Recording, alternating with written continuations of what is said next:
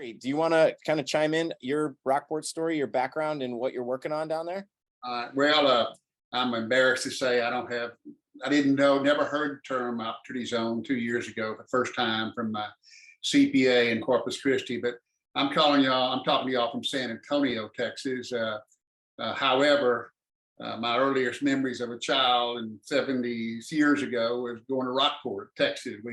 My family's had a home there since 1964. It was a vacation home, and my family retired there and passed away there, and I've got it now, and I'm fixing to jump in the car and head to Rockport soon this thing is over. But I've been blessed with, I'm retired from the energy business, made a little money in Eagle Fruit in West Texas, Permian Basin. So 2.5 years ago, I had the opportunity I stumbled across a piece of property about 1.5 miles from my home in Rockport at Copano Bay. And again, at that time, I'd never heard of the word opportunity zone, but I have a passion for Rockport. I love it. There's no other place on the Texas coast from Galveston all the way to Brownsville like the Rockport area. For about 7 miles there, it's just the most beautiful, like sculptured live oaks when you go along the beach road. So whether you like the art district, whether you like walking on the Ranges Beach, Rockport Beach, or you like fishing or birding or duck hunting or whatever it might be, there's nothing else like Rockport. I sound like I'm on the Chamber of Commerce. I'm not, but I passionately love Rockport. So again, I was retired, and this opportunity came up. The Redfish Lodge was in business about 30 years, a real famous hunting resort on the Texas coast. It was very, very popular with corporate events and big oil and gas companies send their customers down there, and corporate team. I never went there in all the years. Couldn't afford to go there. It was so expensive back in the old days. But anyway, after the hurricane hit, it basically destroyed it. The owner, 90-year-old from Canada, just basically put it up for sale, took his insurance money. And long story short, 2.5 years ago, I met one of the owners, fell in love with the deal, didn't know a thing about opportunity zone, nothing. But we put it under option contract, me and 2 other partners of mine, and we put the deal together, acquired the property.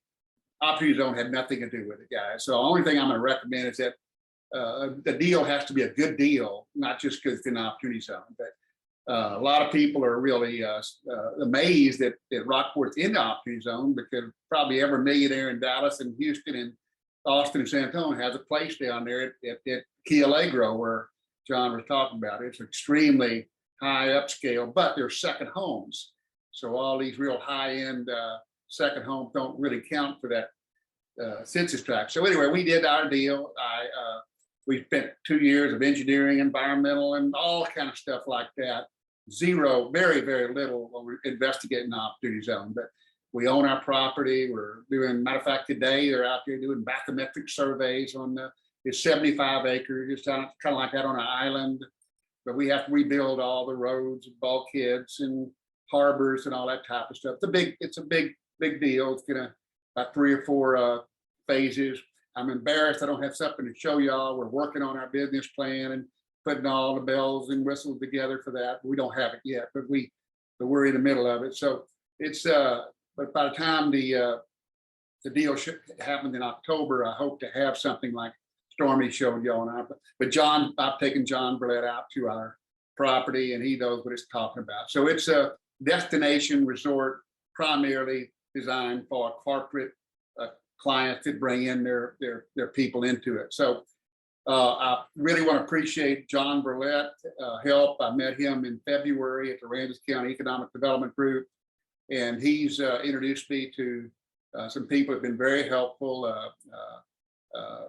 Patrick Shadrow, he and I were on a Zoom meeting yesterday for second or third Zoom meeting, and he's helped us greatly with our understanding whether or not how the opportunity zone rules work. And I think we're going to be able to make our project pass all the rules. But whether we can or we can't, our project's going forward. It's not depending on opportunity zone. But anyway, that's about it. I apologize not having some better things and slides to show you, but we're working on it, and hopefully within a month or two, we'll have all that put together. So thank you again. I appreciate John Burlett's introduction to this deal, and I've had the opportunity of talking to I think Jimmy once, Chris once before, and some of your folks, and we had a Zoom meeting with my other partners, and that's led to where we are now. And I was on the deal a week or two ago. That's how I met Patrick Shugro and through John Burlett as well. So thank you very much. I appreciate it. Thank you, Kerry. And I'm excited to meet you in person. I mean, just even sharing your experience, your knowledge, and what you've gone through is a huge benefit to all the folks that are going to be here. And it sounds like we're going to see your project one way or another. So whether you have slides now or later, we're going to see them at some point. I know that.